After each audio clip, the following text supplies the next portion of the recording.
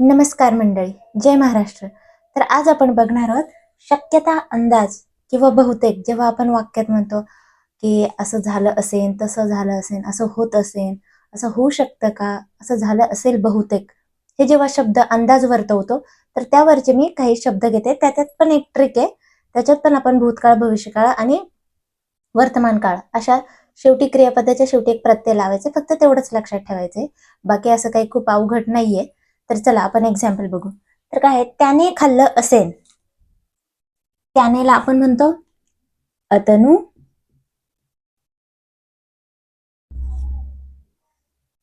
आता खाल्लं असेल, आता क्रिया ही पूर्ण झालेली म्हणजे हा भूतकाळातला शक्यता आहे.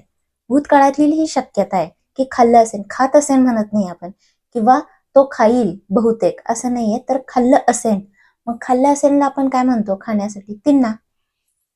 तिन्ना.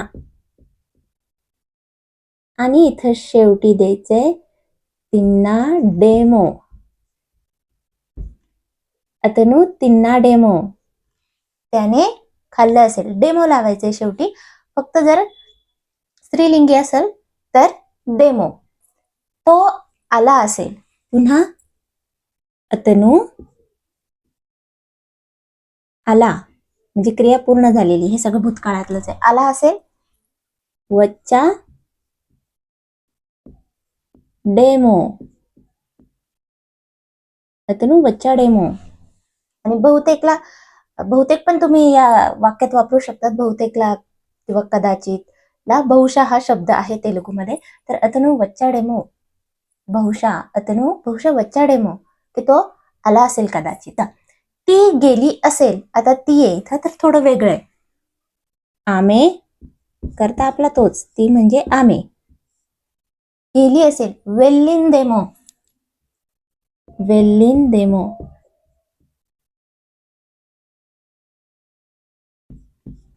आता जेव्हा पण स्त्रीलिंगी असतं तेव्हा शेवटी इंदी, उंदी हे तर लागतंच. मी आधीच्या काळात शिकवलंच आहे. तो एक मेजर फरक आहे बाकीच्या कर्त्यातला आणि स्त्रीलिंगी कर्त्यातला. तर वेल्लिन डेमो, द. तिने सांगितलं असेल, पुन्हा स्त्रीलिंगी. तिने आम्ही सांगितलं असेल, चेप्पिन डेमो. चेप्पिन डेमो. आम्ही चेप्पिन डेमो. मी पास झालो असेल म्हणजे क्रिया पूर्ण झालेली असणार असे. मी पास झालो असेल, मी पास होईल नाहीये, मी पास झालो असेल. मी पास झालो असेल, नेनो. पास हा इंग्लिशचा शब्द आहे म्हणून पास. नेनो पास. आता होणे, पास झालो असेल. होणेला काय असतं? अव्वडम. म्हणून अय्या नेमो. नेनू पास अय्या नेमो. त्यांनी पाहिलं असेल, वाल्लू चुशारेमो. मी इथं असं लिहिते म्हणजे तुम्हाला कळेल. चुशारू प्लस स्वर लागतो एमो. चुशारू प्लस एमो म्हणजे काय? चुशारेमो असं बोलताना ते होतं. डायरेक्ट न लिहिलं तर मी असं लिहिले चुशारेमो. तो बोलला असेल, अतनु बोलण्यासाठी माटलाड डेमो. माटलाड डेमो. पाऊस पडला असेल. पाऊससाठी इथं वापरतात वर्षम. तुम्ही ऐकलं असेल, जर इथं न्यूज वरती किंवा FM वरती तुम्ही पावसाळ्यात ऐकलंच असेल हे वर्षम. पडला असेल, आता पडण्यासाठी शब्द आहे पडडम. पड्डदेमो.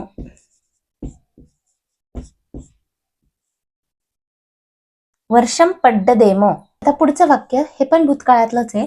तो आधीच आला असेल. तो अतनु. आता अधिच साठी शब्द आहे अप्पटिके. अप्पटिके आला असेल, पुन्हा तेच वच्चा डेमो.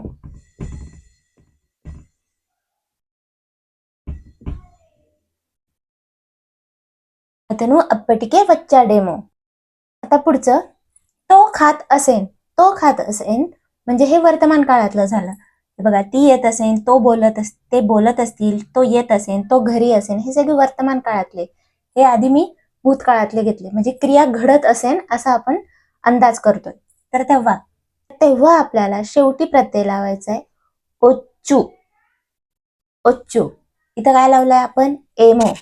आता ओच्चू बघा, तो खात असेन, अतनु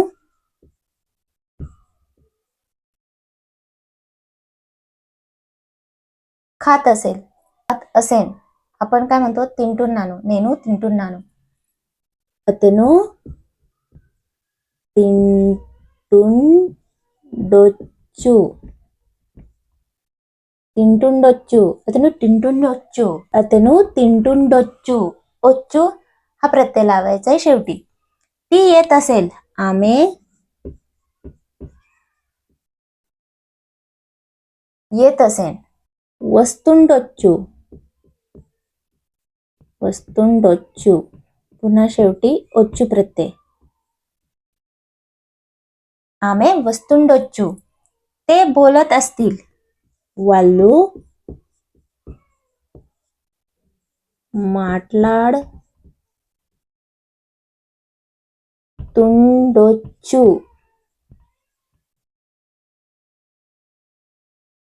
మాట్లాడుతుండొచ్చు. तो येत असेल, अतनु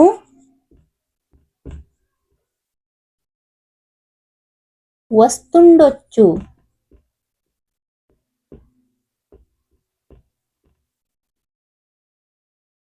तो घरी असेल, అతను ఇంట్లో ఉండొచ్చు. असेन ఉండొచ్చు. అతను ఇంట్లో ఉండొచ్చు. तो घरी असेल. ती अभ्यास करत असेल. ती आमे अभ्यास करणे किंवा वाचणे याला एकच शब्द वापरतात. చదువుతుండొచ్చు.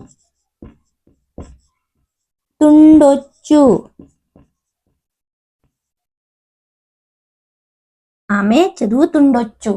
ती अभ्यास करत असेल.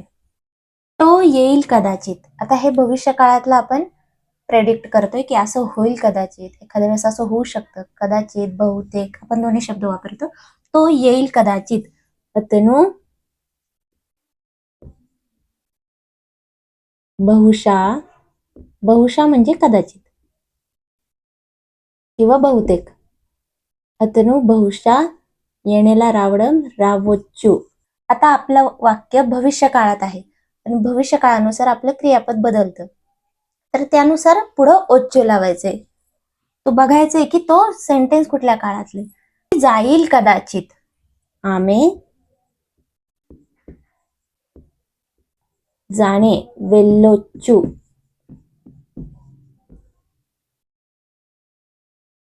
कदाचित. बहुशा तुम्ही शेवटी लावू शकतात किंवा इथं मध्ये लावू शकतात. मी आता लिहिलं नाहीये.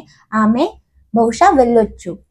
पाऊस पडेन कदाचित. आज पाऊस पडेन कदाचित. उद्या पडत असेल असंही म्हणतो आपण. पाऊस पडेन कदाचित. वर्षम पडोच्चू.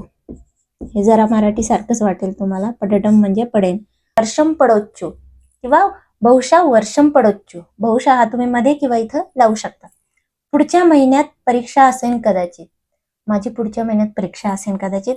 माहित नाहीये फिक्स असणार आहे की नाही, पण हे फक्त अंदाज आहे. पुढच्या महिन्यात परीक्षा असेल कदाचित. वच्चे नेल्लो पुढच्या महिन्यात. नेल्लो महिना. वच्चे नेल्लो पुढच्या महिन्यात परीक्षा परीक्षालू असेन ఉండొచ్చు.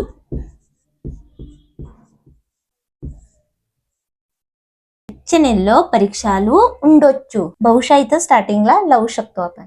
तुम्हाला व्हिडिओ आवडल्यास लाईक करा, चॅनलला सबस्क्राईब करा आणि व्हिडिओला शेअर करा. धन्यवाद.